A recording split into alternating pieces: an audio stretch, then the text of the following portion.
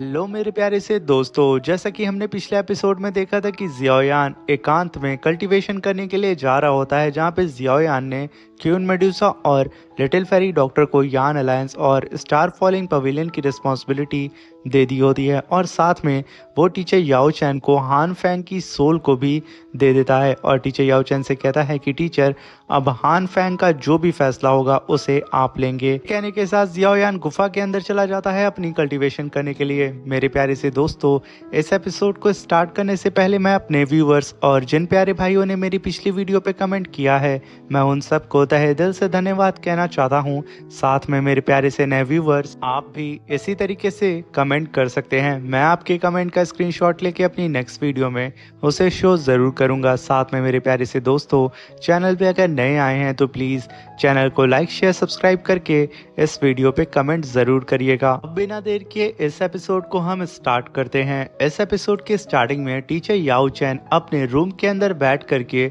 उस बोतल को देख रहे होते हैं जिसके अंदर हान फैंग की सोल कैद होती है। जहां पे टीचर याओ चैन कहते हैं कि मुझे याद है वो वक्त जब हान फैंग छोटा था और मैंने उसे एक जंग के बीच में से बचाया था, जहां पे उसका पूरा का पूरा परिवार तबाह हो चुका था। तो मैंने उसे अपनी विंग्स के अंदर रख के उसे स्वॉर्डमैनशिप, कल्टीवेशन, अल्केमी, ये सब कुछ सिखाया। इनफैक्ट हम साथ में कल्टीवेशन करते, साथ में घूमते और साथ में खेलते। वो मेरा डिसाइबल नहीं बल्कि मेरा बेटा था। मगर मुझे ये नहीं पता था कि सिर्फ एक फ्लेम मंत्रा के लिए वो इस हद तक गुजर जाएगा कि वो अपने मास्टर को ही धोखा दे देगा। मैंने यहाँ पे कभी भी ये एक्सपेक्ट नहीं किया था कि जिसे मैं यहाँ पे अपना बेटा मान रहा था, वही असल में मेरी मौत का जिम्मेदार होगा। मुझे वो पल याद है जब हान फैंग ने मेरे ऊपर पीछे से अटैक किया था, जबकि मैं उसके लिए ही पिल को रिफाइन कर रहा था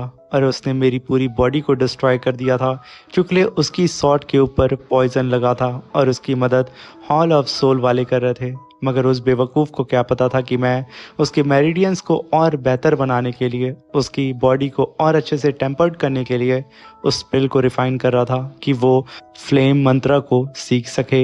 ये कहने के साथ वो गहरी सांस लेते हैं और उस बोतल को खोल देते हैं जिसके अंदर से हान फैंग की सोल बाहर निकलती है। और हान फैंग वहाँ पे रोते हुए कहता है कि ब्रदर जियाओयान, प्लीज़ मुझे मत मारना, हम दोनों ही एक ही टीचर के डिसाइबल हैं, हम दोनों भाई हैं, प्लीज़ मेरी जान बख्श दो, प्लीज़ मेरे भाई मेरी बात मान जाओ। वो यहाँ पे जियाओयान से जिंदगी की भीख मांग रहा होता है। तभी वहाँ पे टीचर याओ चैन उससे कहते हैं कि हान फैंग। अब जैसे ही टीचर याओ चैन की आवाज़ हान फैंग सुनता है, उसकी आवाज़ वहीं पे रुक जाती है और वो कपकपाते हुए वहाँ पे अपनी गर्दन को उठाते कहता है कि टीचर, आप ठीक हो चुके हैं, आपने अपनी बॉडी को रिकवर कर लिया है। वहाँ पे वो टीचर याओ चैन से कहता है कि टीचर, मुझे मुंगू ने बहका दिया था, जिसकी वजह से मैंने इतना बड़ा कदम उठाया और आपको धोखा दिया। प्लीज़ टीचर, अपने इस बेटे को माफ़ कर दें, मैं माफ़ी मांगता हूँ, प्लीज़ टीचर। मगर तभी टीचर याओ चैन कहते हैं कि हान फैंग, देखो, आज मैं मास्टर और डिसाइबल के बीच का जो बॉन्ड है उसे तोड़ने वाला हूँ तुम्हारी जिंदगी को लेकर के। तो यहाँ पे टीचर याओ चैन की बात को सुनकर के हान फैंग का रवैया बदल चुका था। वो गुस्साते हुए उठता और कहता है कि बुड्ढे कहीं के, तू मर जाता तो ही अच्छा था, आखिर तू मुझे मार कैसे सकता है? एक तो पास्ट में तूने मुझे कल्टीवेशन सही ढंग से नहीं सिखाया, तूने मुझे फ्लेम मंत्रा नहीं सिखाया, तूने मेरे पाथ को आधे ही रास्ते में रोक दिया और अब तू मुझे मारना चाहता है। तू ये बात भी अच्छी तरीके से जानता है ओल्ड मैन कि एक कल्टीवेटर के लिए उसका पाथ कितना ज़्यादा इम्पॉर्टेंट है। अगर उसकी कल्टीवेशन को ही आधे रास्ते में रोक दिया जाए तो आखिर उसकी ज़िंदगी का क्या ही मतलब होगा।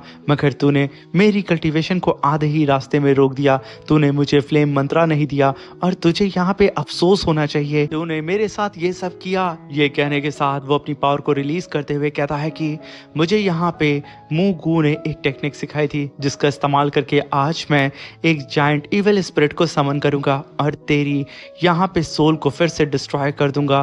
तेरी बॉडी भी नहीं बचेगी और ना ही तेरा डिसाइपल यहाँ पे मौजूद है तुझे बचाने के लिए। टीचर याओ चैन, तू आज यहाँ पे फिर से मेरे हाथों मरेगा। ये कहने के साथ वो टीचर याओ चैन के ऊपर डिस्ट्रॉइंग इविल स्पिरिट अटैक सीधा ही कर देता है। टीचर याओ चैन उसकी इस हरकत को देख करके मुस्कुराते हुए कहते हैं कि हान फैंग, ना तू पहले सुधरा था ना ही आज। ये कहने के साथ वो सिर्फ अपने हाथ को उठाते हैं और यहाँ पे हान फैंग और उसकी पूरी टेक्निक को वहीं फ्रीज कर देते हैं। हान फैंग की सिर्फ एक चीख निकलती है, क्या तू हाफ सेंथ का कल्टीवेटर है? आखिर ये कैसे हो सकता है? तभी टीचर याओ चैन कहते हैं कि आज मैं तुम्हें मार करके अपनी सारी ही मुश्किलों को दूर करूंगा। ये कहने के साथ टीचर याओ चैन ने उसे वहां पे ख़त्म कर दिया था। तभी सीन शिफ्ट होता है। टीचर याओ चैन जियाओयान की उसी गुफा के बाहर आके खड़े हो जाते हैं जहां पे जियाओयान उस गुफा के अंदर अपनी कल्टीवेशन कर रहा था। तभी हम जियाओयान को देखते हैं जो कि बोधी हार्ट को यहाँ पे कल्टीवेट कर रहा होता है, बोधी पिल को एब्जॉर्ब करके। वहीं पे टीचर याओ चैन क्वीन मेडुसा को भी कल्टीवेशन के मेथड को बता करके उसकी मदद कर रहे होते हैं उसका ब्रेक थ्रू कराने में। वहीं पे वो लिटिल फेरी डॉक्टर की भी मदद कर रहे होते हैं उसकी पॉइजनस बॉडी को पीक पे ले जाने के लिए। और वहीं पे उन्होंने क्वीन लिन की 3 पर्पल IQ और भी ज़्यादा पावरफुल बनाने के लिए उसको गाइड कर रहे होते हैं। वहीं पे जियाओयान बोधी हार्ट को रिफाइन कर रहा होता है जिसकी वजह से जियाओयान के कपड़े वहाँ पे जलने लगते हैं और धीरे धीरे करके वहाँ पे एक नया क्लोथ अपीयर होता है। यहाँ पे जियाओयान का पूरा लुक चेंज हो रहा होता है। यहाँ पे जियाओयान के पीछे उसके क्राउन्स अपीयर होने लगते हैं। और तभी यहाँ पे हम देखते हैं कि स्टार फॉलोइंग पवेलियन के कल्टीवेटर्स भी अपनी प्रैक्टिस कर रहे थे। मगर तभी स्टार फॉलोइंग पवेलियन के मेंशन के अंदर एक मीटिंग बुलाई जाती है जिसके अंदर टीचर याओ चैन आ चुके थे। भी वहाँ पे टीचर याओ चैन से लिटिल फेरी डॉक्टर कहती है कि गू क्लैन से अभी तुरंत एक लेटर आया है। हमें पता चला है कि स्पिरिट क्लैन पूरी ही तरीके से डिस्ट्रॉय हो चुका है। इनफैक्ट उसका कोई नामो निशान बचा ही नहीं है, जैसे कि वो इस वर्ल्ड में एग्जिस्ट करता ही नहीं था। भी वहाँ पे क्विनलिन कहती है कि टीचर, यहाँ पे फ्लावर सेक्ट की तरफ से भी सेम न्यूज़ आई है कि स्पिरिट क्लैन डिसअपियर हो चुका है और साथ में ये न्यूज़ पूरे सेंट्रल प्लेन्स में फैल चुकी है।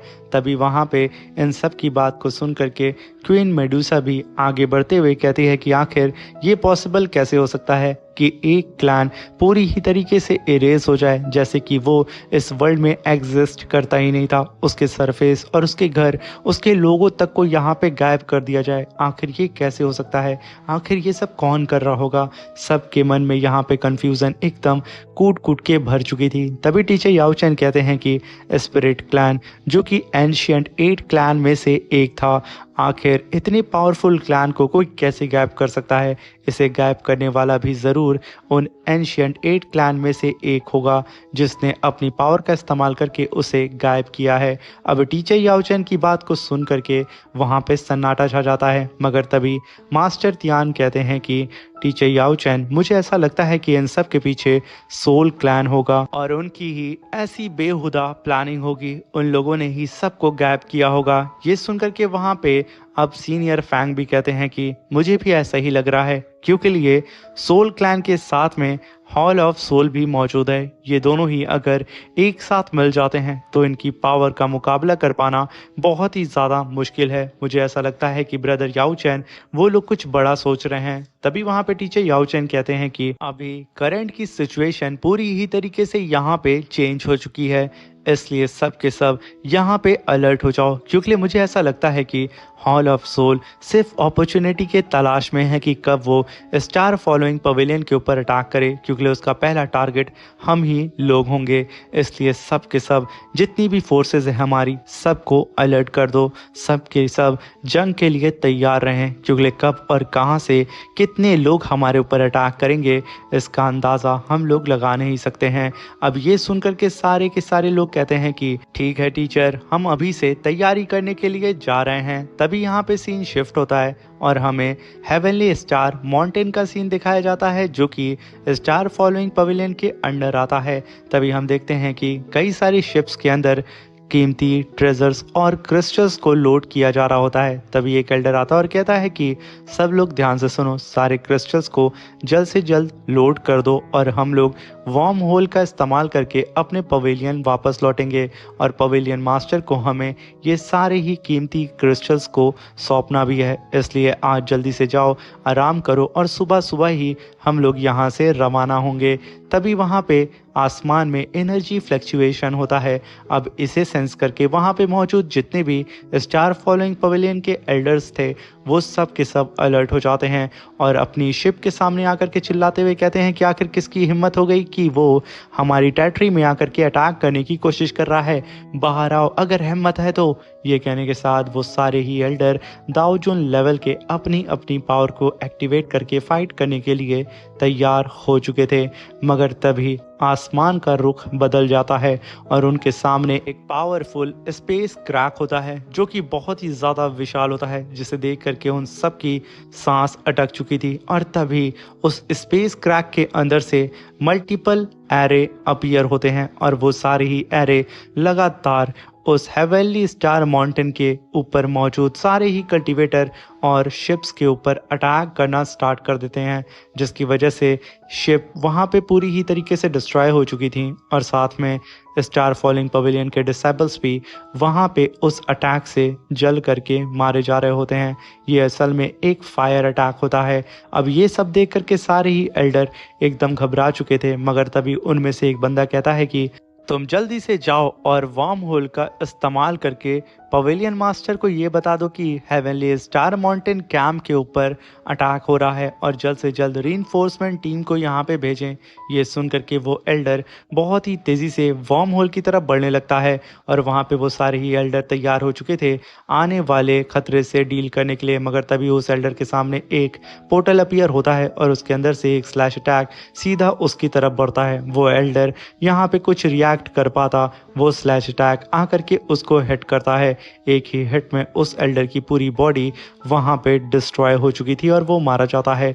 और तभी उस पोर्टल के अंदर से एक कल्टीवेटर बाहर निकलता है और वो हंसते हुए कहता है कि ये बेवकूफ़ स्टार फॉलोइंग पवेलियन के कल्टीवेटर्स को लगता है कि वो हेवन अंडरवर्ल्ड सेक्ट से बच के भाग सकते हैं। ये कहने के साथ वो अपने ऑरा को रिलीज करता है और हमें पता चलता है कि ये हेवन अंडरवर्ल्ड सेक्ट का मास्टर तियांग मिंग है। और तभी वहां पे तियांग मिंग के पास गु याऊ आता है और वो आते के साथ कहता है कि बहुत खूब, क्या चाल तुमने यहाँ पे चली है तियांग मिंग। तभी तियांग मिंग कहता है कि यहाँ पे स्टार फॉलोइंग पवेलियन की मदद फ्लावर सेक्ट कर रहा है, जिसकी वजह से स्टार फॉलोइंग पवेलियन हमारे लिए एक नासूर बन गया है। अब हमें सबसे पहले स्टार फॉलोइंग पवेलियन को ख़त्म करना होगा और फिर मैं इस फ्लावर सेक्ट से डील करूंगा। वहाँ पे गुयाओ कहता है कि तियांग मिंग, हम लोगों ने ऑलरेडी स्टार फॉलोइंग पवेलियन के सारे ही वार्म होल को डिस्ट्रॉय कर दिया है। स्टार फॉलोइंग पवेलियन अब किसी से भी कोई भी हेल्प मांग नहीं सकता है। अब वो चारों ही तरफ से लाचार हो चुका है। ये सुनकर के तियांग मिंग कहता है कि बिल्कुल, वैसे भी हॉल ऑफ सोल की गाइडेंस की वजह से मैं इन लोगों से लड़ पा रहा हूँ और स्टार फॉलोइंग पवेलियन के और भी कई सारे एनिमीज मौजूद हैं जिन्हें मैं अपने साथ जोड़ने वाला हूँ। और ये भी जानता हूँ कि हॉल ऑफ सोल भी स्टार फॉलोइंग पवेलियन से बहुत ज़्यादा नफरत करता है, तो क्यों ना तुम लोग भी मिल जाओ हमारे साथ और सामने से आके फाइट करो। मगर तभी गु याओ कहता है कि हेवन अंडरवर्ल्ड सेक्ट आगे बढ़े और लीड करे इस फाइट को हॉल ऑफ सोल, तो नेचुरली तुम लोगों का सपोर्ट करेगा क्योंकि हम पीछे से रह करके तुम्हें बैकअप देंगे। तभी सीन शिफ्ट होता है और हमें सीनियर फैन को दिखाया जाता है जो कि टीचर याओ चैन को बताते हैं कि अभी हाल ही में हेवनली स्टार माउंटेन के ऊपर अटैक हुआ है और साथ में स्टार फॉलोइंग पवेलियन के कई सारे वार्म होल को डिस्ट्रॉय कर दिया गया है और इन्हें डिस्ट्रॉय करने वाला स्काई अलायंस है। ये सुनकर के टीचर याओ चैन कहते हैं कि स्काई अलायंस। तभी वहां पे सीनियर फैन कहते हैं कि हाँ, स्काई अलायंस, और इन्हें लीड करने वाला हमारे स्टार फॉलोइंग पवेलियन का पुराना दुश्मन हेवन अंडरवर्ल्ड सेक्ट का मास्टर तियांग मिंग है। साथ में उसके अलायंस में जुड़ चुके हैं आइस रिवर वैली और विंड लाइटनिंग पवेलियन। ये सुनकर के टीचर याओ चैन कहते हैं कि आइस रिवर वैली और विंड लाइटनिंग पवेलियन तो हमारी पुरानी दुश्मन है और वो लोग ज़रूर अब स्टार फॉलोइंग पवेलियन के ऊपर सीधा अटैक करेंगे क्योंकि उनका क्लियर टारगेट हम ही लोग हैं। मगर तभी वो पूरी जगह शेक करने लगती है। यहाँ पे अब ऐसा लग रहा होता है कि शायद इनके ऊपर अटैक हो चुका है या फिर जियाओयान अपना ब्रेक थ्रू करके एडवांस सेमी सेंथ लेवल पे पहुंच चुका है। अब इसके बारे में हमें नेक्स्ट एपिसोड में पता चलेगा। उसके लिए जल्दी से चैनल को लाइक शेयर सब्सक्राइब करके हमें सपोर्ट करें और एक अच्छा सा प्यारा सा कमेंट बॉक्स में ज़रूर करिएगा। मेरे प्यारे दोस्तों, 82% ऐसे व्यूअर्स हैं जो कि वीडियो को देख रहे हैं मगर अभी तक चैनल को सब्सक्राइब नहीं किए हैं। प्लीज़ चैनल को सब्सक्राइब करके हमें सपोर्ट करें। Thank you for watching. Bye bye. Love you all.